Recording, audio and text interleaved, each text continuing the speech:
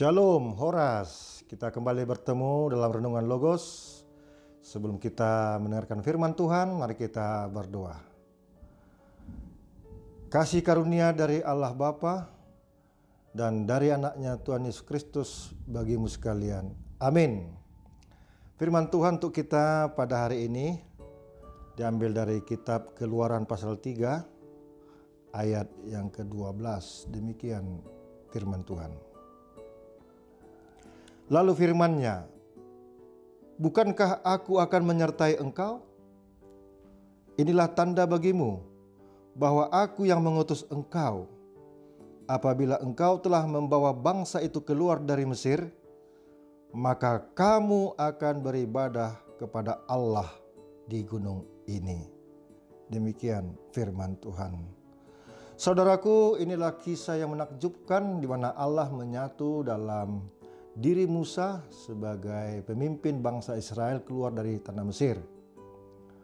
Allah mengutus Musa untuk membawa bangsa Israel keluar dari tanah Mesir selama 430 tahun. Di sini Allah memilih Musa untuk memimpin di tengah-tengah pergumulan penderitaan bangsa Israel. Dan Allah memberikan jaminan bagi Musa. Dikatakan di sini, pertanyaan tidak perlu dijawab. Bukankah aku akan menyertai engkau? Inilah tandanya bagimu bahwa aku mengutus engkau apabila engkau telah membawa bangsa itu keluar dari Mesir, maka kamu akan beribadah kepada Allah di gunung ini, yaitu gunung Horeb. Ini kisah sebelumnya pengutusan Tuhan kepada Musa. Musa melihat ada api terbakar di semak belukar di gunung Horeb. Lalu Musa penasaran dan melihat, kok nggak terbakar semak belukar ini? Lalu dia pergi ke sana.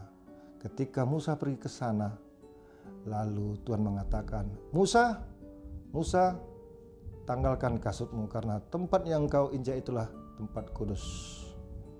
Nah, Tuhan mengutus Musa.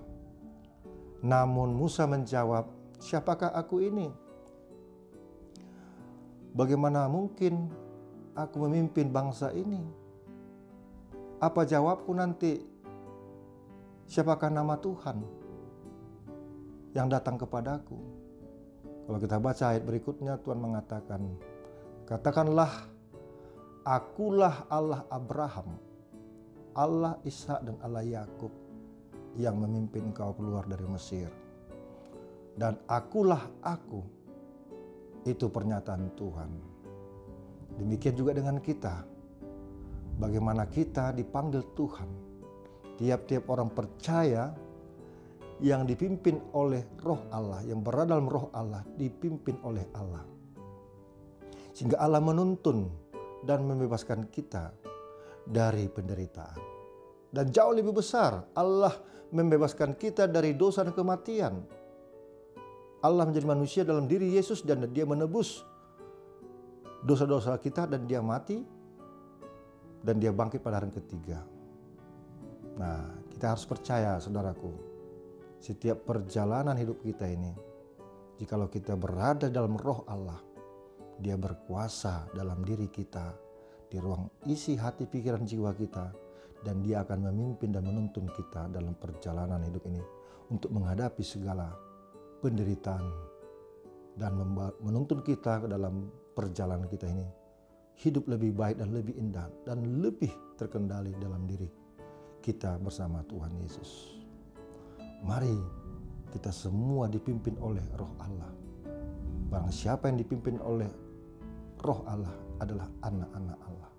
Kita bisa menghadapi segala pergumulan ini bersama Tuhan. Apapun itu, tidak ada ruang yang kosong bagi Tuhan untuk setiap orang percaya untuk dikuatkan, ditolong, dan dimenangkan oleh kuasa Tuhan.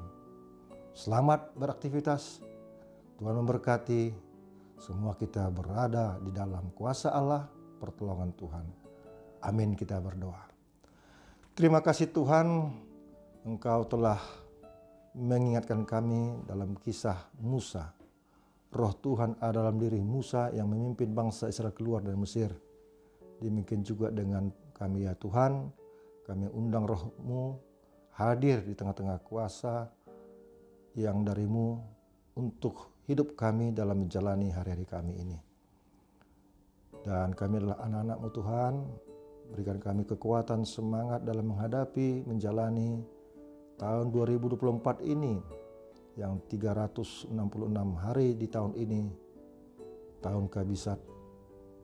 Tuhan, kami yakin dan percaya Engkaulah yang membebaskan kami, menuntun kami, dan kami menjadi kuat menghadapi segala pergumulan yang kami hadapi. Berkati pekerjaan kami, berkati aktivitas kami semuanya, dan semuanya di dalam pengendalian Tuhan lewat Roh-Mu yang menuntun, membawa kami ke jalan yang benar. Dalam nama Tuhan Yesus kami berdoa dan mengucap syukur. Amin. Shalom.